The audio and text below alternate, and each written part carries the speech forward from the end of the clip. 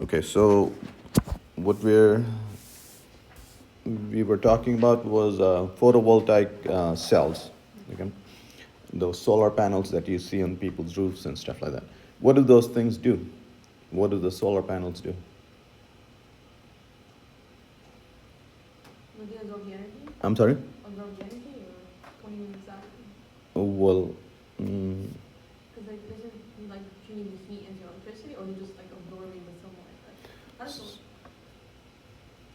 so that's the question, right? I don't realize that. Like, how does it work? And do you know what the solar panels do? Hello? Do you know what the solar panels do? Convert the sunlight. I'm sorry? Convert the sunlight to energy. Sunlight has energy. Yeah.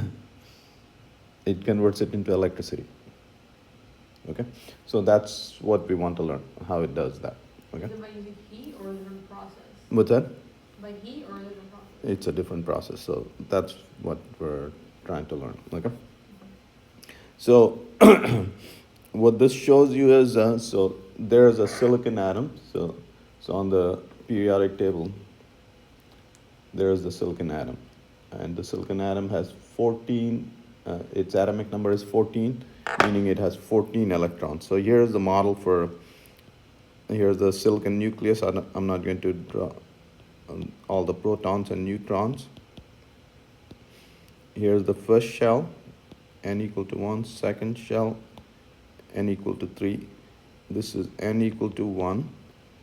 And each shell, this is n equal to 2, n equal to 3, and the shell keep going on. There's an infinite number of shells.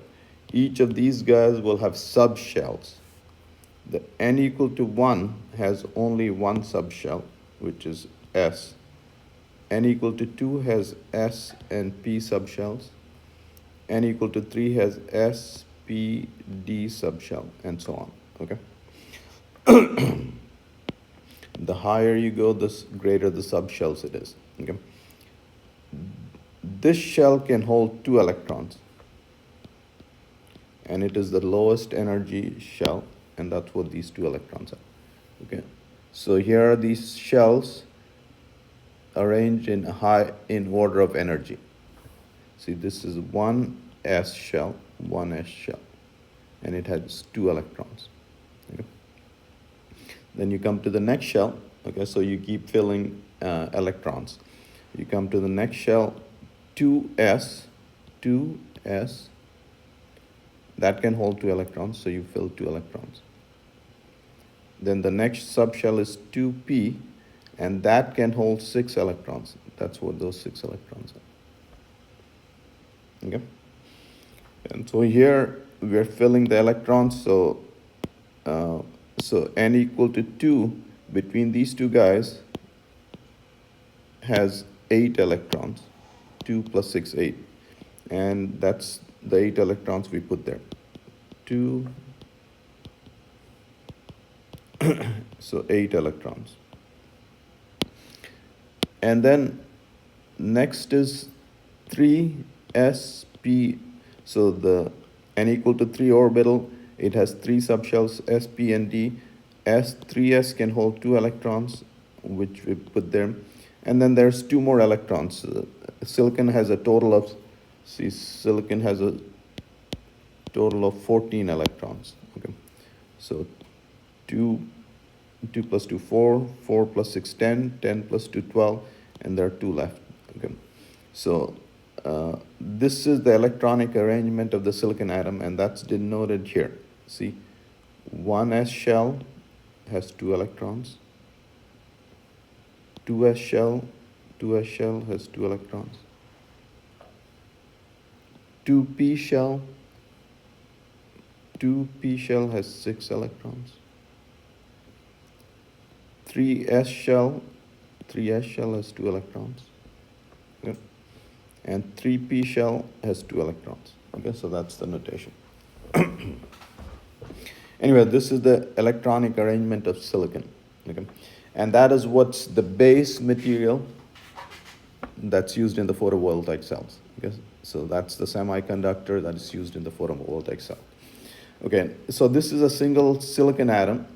Now, if you put together you make a silicon crystal.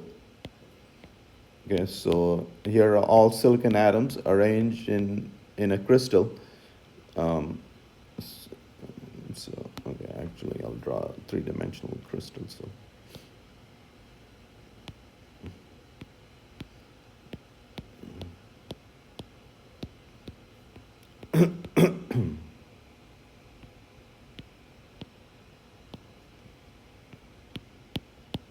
okay, so you have a three-dimensional crystal.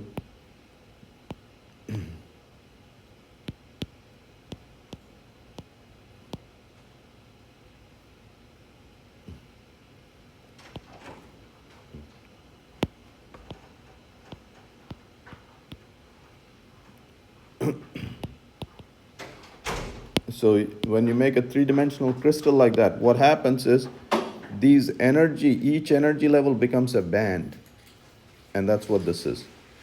Okay, so each energy level became a band, and all these energy levels are occupied. You see, this one is empty. Yeah. Now, what is your job? Your job is to absorb a photon, a particle of electromagnetic energy, sunlight, and convert it into electricity so that you can run a light bulb, or you can run uh, your washing machine or your toaster and stuff like that. Okay? So, here's what happens. If you absorb a photon, this is a particle of sunlight, you can excite an electron from a lower energy to higher energy. Okay? So you can excite an electron from a full shell to an empty shell. Okay? And the thing is, the problem is if you don't do anything with the electron, and normally the electron will fall back and emit that photon back. Okay? This is what you want to prevent. Okay? What you want is this electron to go out in a circuit and turn your light bulb on, or you want to make your washing machine work or your toaster work. Okay? You don't want the electron to fall back to its energy level and emit that photon, and then if that happens, then nothing is accomplished. Okay? So an electron can jump from a lower energy to a higher energy level by absorbing a photon. The electron goes back to the empty lower level by emitting the photon. Okay? Now, for a photon to be absorbed, the energy of the photon should exactly match this energy level difference. If it has too much energy, it won't get absorbed. Okay, so it has to have the exact energy to be absorbed. Okay? And when the photon is emitted, the energy of this photon is exactly the difference of the two energy levels. Okay, so here's a silicon crystal. That's what the photovoltaic cells are made of. Okay, so here a photon has been absorbed, and this electron got excited there, and a hole is left behind. Okay, now this hole acts like a positive charge, and the electron is a negative charge, and they would attract each other. So in a pure silicon crystal, this electron would fall back within a billionth of a second and emit a photon. Okay, so we want to prevent that. Okay, so if a photon with sufficient energy interacts with atoms in a piece of silicon, then one of the electrons in the first 3p band can be excited to the second 3p band. So an electron can be absorbed and excited there. Okay. Now in ordinary photovoltaic cells, half of the light doesn't have enough energy to excite this. So half of the sunlight falling is useless. Okay. You have to have enough energy to be energy greater than this band gap to excite an electron. Okay. So in a semiconductor, that's what silicon is. If you make a crystal out of silicon, you get a semiconductor. In a semiconductor, the highest occupied band is generally full. This is full, and it's called the valence band. The next higher band is initially empty, okay? And it's called the conduction band.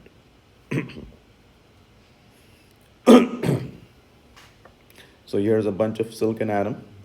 You get a photon, sunlight photon coming, and what happens is an electron gets excited from a lower to a higher energy. Okay, so it goes from here to there, and this is depicted by the electron being free. When it goes to the conduction band, the electron is free, and that's what's depicted here. So this is a pure silicon crystal. The problem is the electron hole pair in pure silicon crystal would recombine within a billionth of a second. So in this picture, that electron would fall back there within a billionth of a second without doing anything and just emitting a photon. What you want is that electron, you got to figure out how to get the electron to pass through an external circuit and do some work. So then you have converted sunlight into useful electrical energy. Okay? Okay. The design of a functional photovoltaic cell requires figuring out how to eliminate recombination. Okay, so the electron hole pair is recombining within a billionth of a second. So this is the punchline. So the design of a functional photovoltaic cell requires figuring out how to eliminate recombination and have the electrons flow through an external circuit. Okay. A PN junction does the job. So the PN junction, so we'll talk about this PN junction, and that design does the job. And so now let's look at that. Okay. So in a pure silicon crystal, this is how the levels are. Okay. Now what we're going to do is we're going to take, these are all silicon atoms. What we're going to take is every billionth atom, we're going to change silicon and put impurities. Okay. 1 in a million or 1 in a billion atoms. Okay. And the impurities we're going to put are the following. Either boron, this is silicon. The impurity we are going to put is either boron or phosphorus. Okay. So in that pure silicon crystal, we're going to take maybe 1 out of billion atoms and replace it with either phosphorus or boron. If you replace silicon with phosphorus every billionth, then it becomes something called an N-type semiconductor. If you replace a silicon atom with boron every billionth with the boron, that becomes a P-type semiconductor. Okay, do you guys, so what is phosphorus? How many electrons does phosphorus have? It has 15. Is that electron? Oh, so yes, valence. Its total electrons are 15. It has 5 in the valence shell. Yeah. Okay. So you see, coming back here to this electronic structure, silicon has 4 in the valence shell. Phosphorus has 5 in the valence shell. How about boron? Boron, see, here is 2, and it has 3 here, 3 in its valence shell. It's got total of 5 electrons. So it's got 2 in the lowest shell and then 3 in the next shell. So it has 3 valence electrons. Okay, so what it is these guys have 1 less electron in valence shell. These guys have 4 electrons in valence shell. These guys have 3, and these guys have 5. Okay, so phosphorus has 5, and boron has 3 electrons in valence shell. Yep, and this is how it looks like. So again, remember what we did was we took a pure crystal of silicon and added impurities. The impurity we added was either boron or phosphorus. Okay. When you add boron, what you get is a P-type semiconductor. And if you add a phosphorus, you get N-type semiconductor. Okay.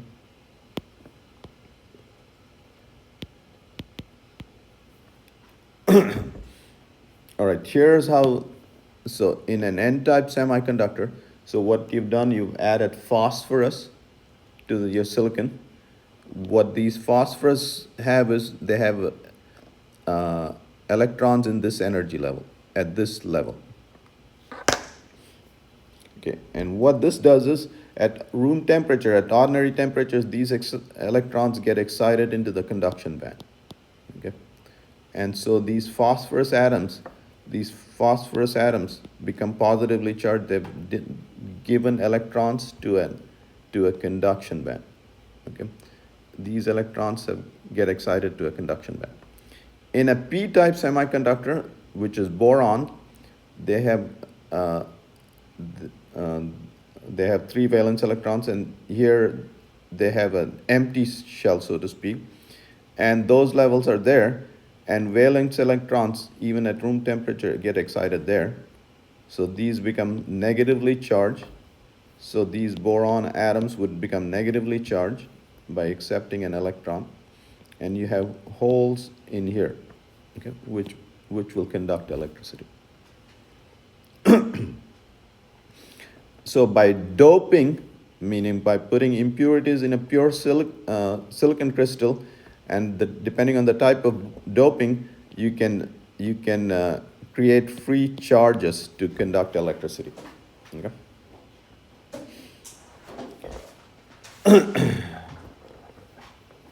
So in the N-type material, electrons from the impurity levels are easily excited to the conduction band at room temperature, and these electrons are thermally donated, so thermally excited into the conduction band.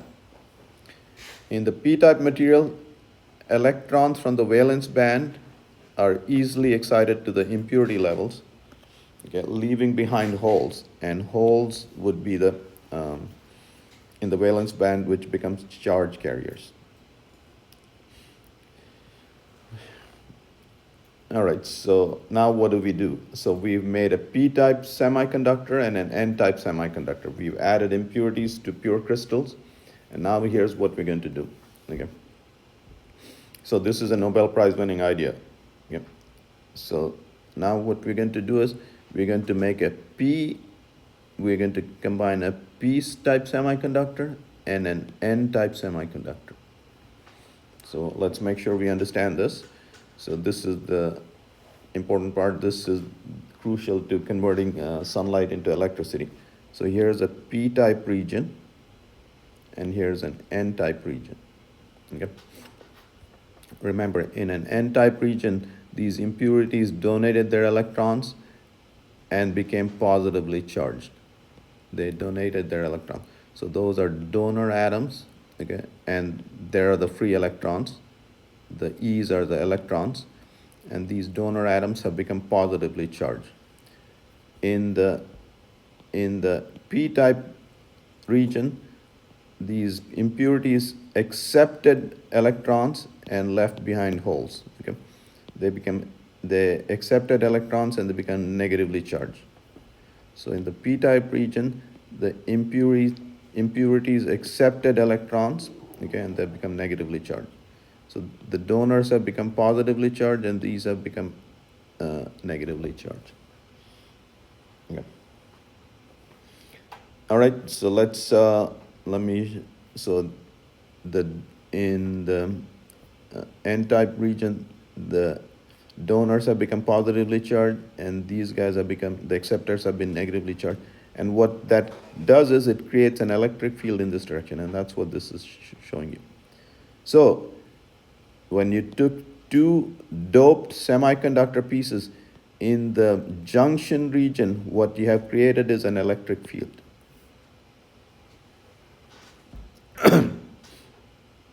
Did you guys understand that? And so now here's the punchline. So this area can be about 10,000 atoms thick. Okay. So here you have created an electric field. All right. So here's the crucial part. So you created an electric field, and if you place a negative charge and a positive charge in an electric field, The force on the positive charge is in this direction. The force on the negative charge is in that direction.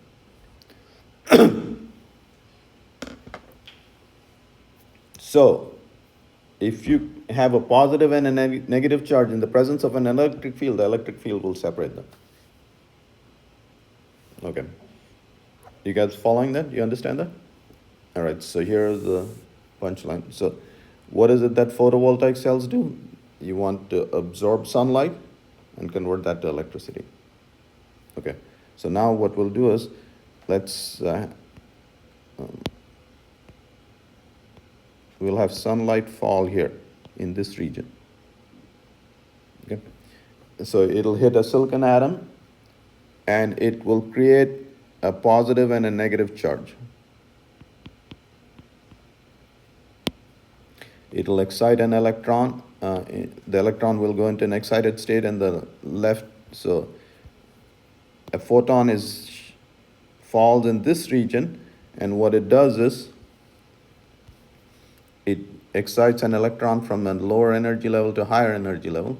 Normally what happens is this electron combines back within a billionth of a second, which is what we are trying to prevent. Okay, so a photon falls in that region, it creates an electron hole pair, but in this region there's an electric field, and the electron is, there's a force on the electron in this direction, and on the hole, the force is in that direction, in opposite direction, so the electron flows this way, goes out through your washing machine or whatever, comes back this way. You separate them, you prevent them from recombining. Okay? And that's how a photovoltaic cell works. Okay, so this region was crucial. This region is called the depletion region. See, this region is called the depletion region. Why is it called the depletion region? Why might you name it that? The picture tells you.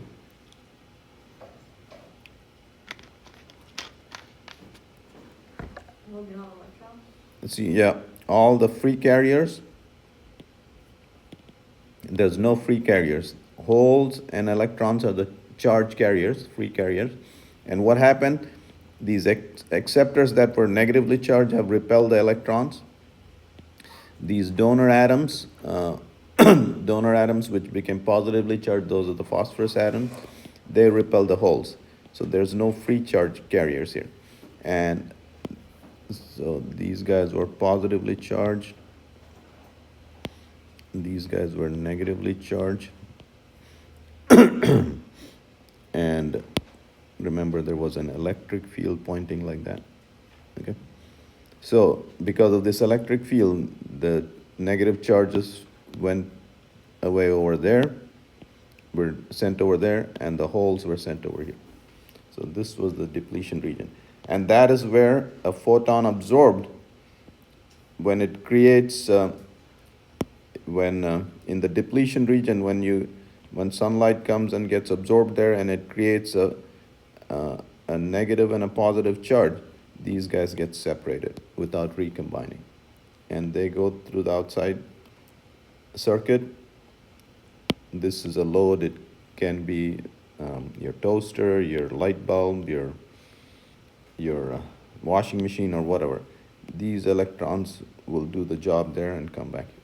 Okay. All right, so in the depletion region, the electric field created will separate any electron hole pair created by the absorption of sunlight. Okay, and that is the trick. Okay. That's the whole thing about a solar cell. So this is the n-doped region. N-doped, again, what is n-doped? In a silicon crystal, you put phosphorus atoms.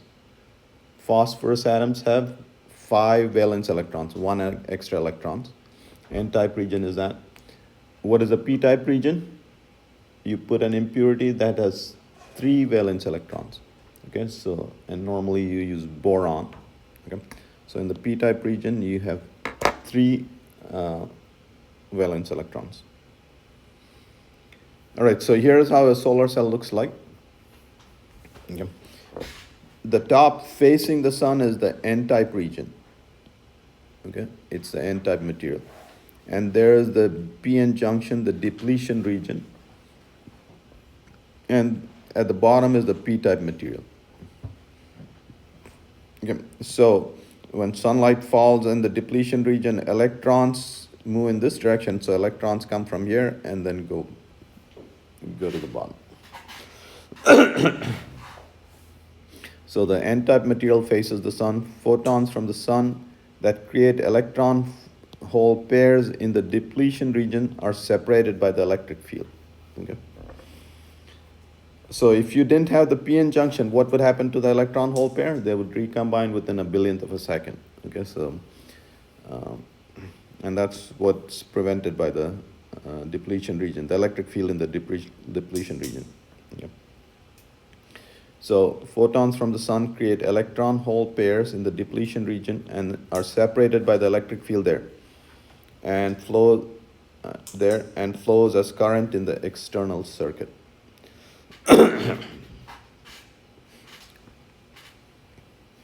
In a solar cell, the N-type layer is very thin, about 1 micrometer thin. Okay, the size of an atom, so 1 micrometer. This prefix is a power of 10. It's 10 to the minus 10 meters. Okay. 10 to the minus 6 meters. A micra is 10 to the minus 6. Okay. The size of an atom is about 10 to the minus 10 meters. Okay. So the N-type region is about 10,000 atoms thick. Okay. So in a solar cell, the N-type layer, the top layer is about 10,000 atoms thick. Okay. The bottom P layer is about 4,000 micrometers, so it's much thicker. This guy is much, much thicker than the top guy, 100 times thicker than that top guy. Okay. Doping concentrations can range from 1 in a billion to 1 in a million, okay, or 1 in 100,000. So what does that mean, doping concentration? So in a pure silicon crystal, for every million, I guess this thing is out of battery.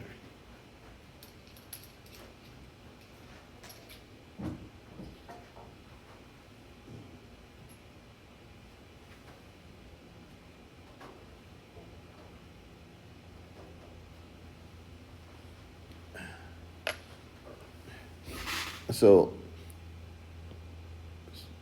1 in a billion atoms is an impurity atom. So you either replace every billionth silicon atom with phosphorus or boron, depending on the type of semiconductor you made. Phosphorus is used to produce N-type and boron for P-type semiconductors. Okay. If a photon creates an electron hole pair in the depletion region of a p-n junction, then the electron and hole are carried in opposite direction by the electric field. Okay. Across the depletion region in opposite direction across the depletion region before they can recombine. Okay. Again, when a photon is absorbed in the depletion region, the electron hole pair are transported because of this electric field. They're transported in opposite direction before they can recombine. And that was the crucial thing. Okay? And that's the punchline. So this shows you, this movement of electrons and hole results in net electron flow across the junction. The spatial extent of the photosensitive region can be increased. Okay. So what you want to do is, if you want to increase the efficiency of your cell, you want to increase the width of this region where you can prevent recombination. when you absorb a photon. And how do you increase the width? So this is an n-doped region, this is a p-doped region. What you can do is you can have, in between them, you can put pure silicon. Okay, so you can have a pure silicon crystal, and then you can increase the width. So that's one way of doing it. The spatial extent of the photosensitive region can be increased by creating the equivalent of a large depletion region by sandwiching an intrinsic pure semiconductor layer between the p-type and n-type region. Okay, so here's p-type, pure silicon, and n-type region. Okay, and then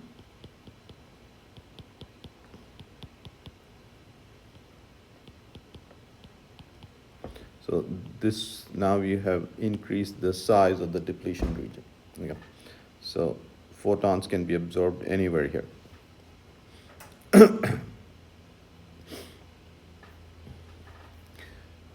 The potential barrier at the p-n junction produces a 0.5 volts.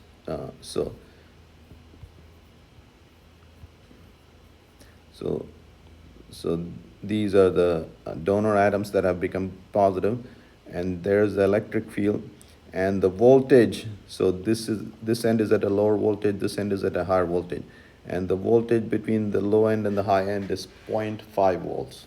Okay. The little batteries that you have, what's the voltage on those little batteries that you use for 1.5 volts? Okay, so this is 0.5 volts. You need 3 of those cells to get 1.5 volts. Okay, so a typical single crystal cell, 10 centimeters in diameter, 10 centimeters is 4 inches in diameter, will produce about 1 watt under an insulation of 100,000 watt per meter. So if you have a solar cell that big, 1,000 watts per meter square, that's in at noon in a clear sunlight day, this cell will produce 1 watt. How much do you need to light that bulb? 40 watts. Okay. Yeah. How much do you need to run your refrigerator?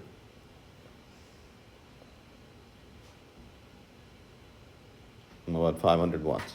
Okay. You guys need to know all of that. Why do you need to know all of that? Where is your energy coming from now? What is the whole point of this thing? What is the whole point of photovoltaic cells? To get power from solar, the sun. Yeah, why? What is it? What is the main problem you're trying to solve?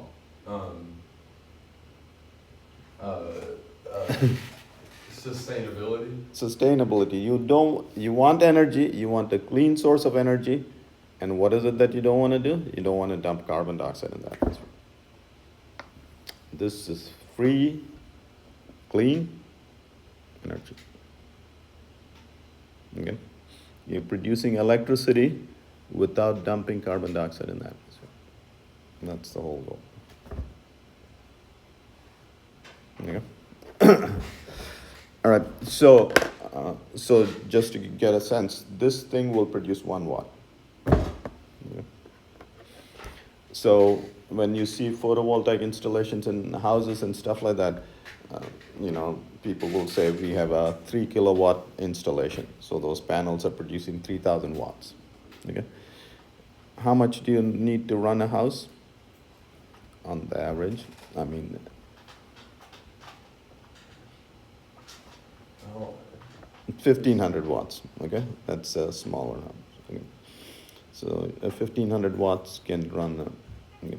So Hoover Dam is let's say 1.5 gigawatts. Hoover Dam can run 1 million homes. Okay. So those are the numbers.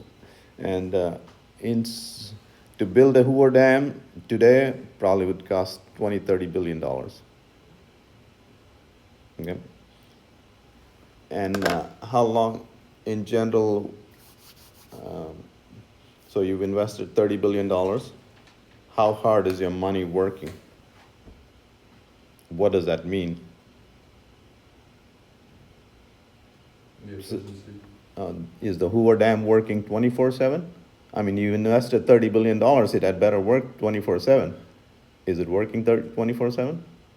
No. So that's called the capacity factor. A Hoover Dam is working about 40% of the time. You invested your life savings, and all it's doing is working 40% of the time. Why is it not working all the time?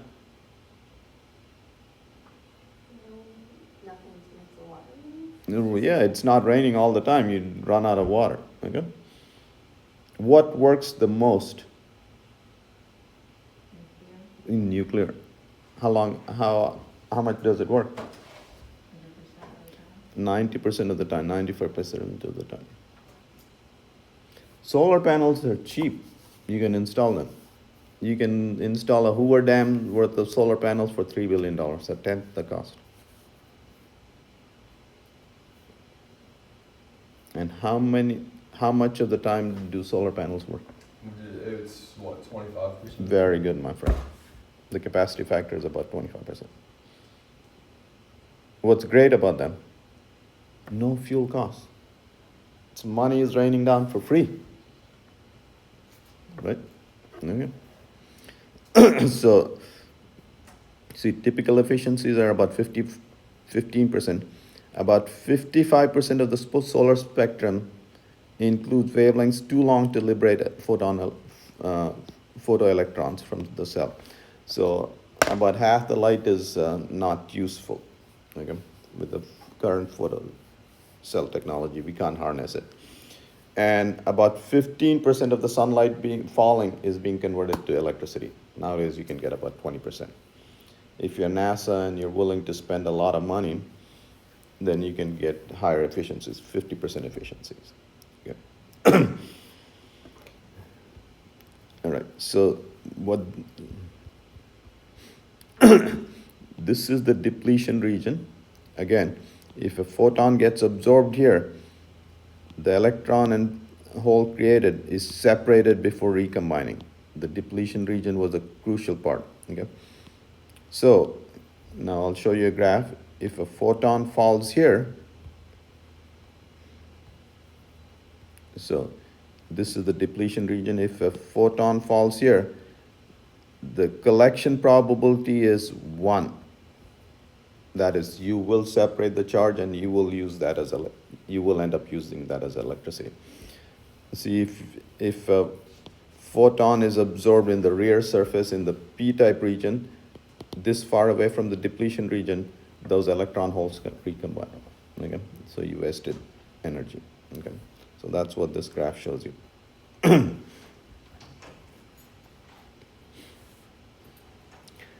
Okay, so what this is showing you is the quantum efficiency. You can make semiconductors that'll absorb this wavelength, so it depends on the type of material you use. There are p-n junctions that will use these photons. There are p-n junctions that will absorb these photons, these colors. So if you make a triple layer, one layer absorbs this, one layer absorbs that, the other layer absorbs this. Your total efficiency can increase. Okay, so see, you're absorbing 100% of the photons between these wavelengths. And that photocell can become over 50 to 60% efficient.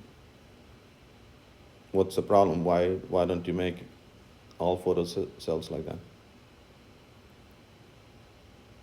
Expensive. It's expensive.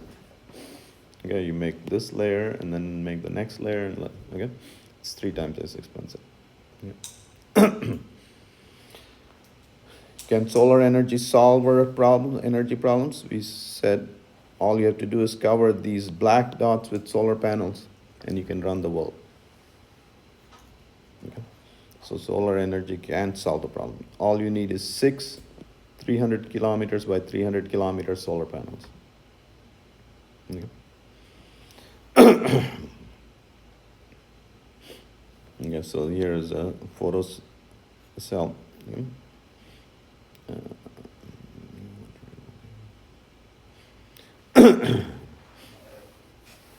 Yeah. So nowadays, cells are quite cheap. Even back in 1960, 1990, Kenya installed more than 100,000 water pumping stations powered by photovoltaic cells. Okay. So we've been using them for a lot. What are LEDs? Okay. You guys remember the old-fashioned yellow lights, the incandescent bulbs? What do bulbs do? Right? Yeah, so they convert electrical energy to light energy. What do photovoltaic cells do? They do the opposite. They convert light energy into electrical energy. Do you know the efficiency of the old-fashioned incandescent bulbs? About 5%. They convert 5% of the electrical energy to light. What happens to the rest of the energy? Heat. Heat. Do you know the efficiency of this guy? Huh? Did you say like 40 or something? Yeah, it's 40%. And do you guys have LED bulbs in your homes? My lizard. Huh? My lizard has one. Okay. Do you know the efficiency of that? 90%. LEDs. LEDs. So we're using, Huh? what's the 40% you said? For these guys, for fluorescent light, And then 90% for LEDs. LEDs. So if you could replace every bulb on the world with LEDs, you could shut down two to 3,000 coal power plants. It's gonna be a really bright world though. Huh? It's gonna be really bright though. Yeah. So LEDs are very efficient. And they work on the same thing, on the PN junction, okay? So in the N-type material, there are these free electrons that came from the donors. In the P-type region, it's holes that are the charge carriers. They're separated by this depletion region, okay? So if you could make these electrons flow into there, the electrons would combine with the holes and then emit light. And that's what the LEDs do. So there's a 0.5 volt voltage difference across the junction. If you take a PN junction and connect it to a source like voltage, let's say 2 volts, this negative voltage will push these electrons into that region. They'll make them climb that hill and then combine with the holes. And see, when these electrons climb that voltage hill and they combine with the hole, they'll emit light. And 90% of that electrical energy is converted to light. So LEDs are, okay. So the same device, the PN junction can be used to produce electricity and can be used to convert electricity to light. Okay. So that's an LED. That's how an LED works. Okay. So solar radiation be converted into electrical energy through heat engines or photovoltaics. So this is, you can use solar energy to heat something, heat salt, and the hot salt can be used to produce steam to turn that piece of wire. Again, that's using a heat engine. Or you can use the current photovoltaic cells. Okay, these guys, photovoltaic cells have lifespans of 20, 25 years. And solar light is free falling, so you don't have to spend on fuel, and you can produce electricity. So photovoltaic devices are semiconducting diodes that produce currents when irradiated with photons. Yeah. And again, roughly, just so you have an idea, and when you save up enough money to make 1 gigawatt of solar power plant, how much money would you need? to $5 billion. Okay, and to make 1 gigawatt Hoover Dam today would cost $30 billion, something like that. Okay, so solar plants and windmills are the cheapest sources of energy today. Okay, and what is the greatest thing about them? Green maybe. Zero carbon footprint. Yeah. Okay. All right.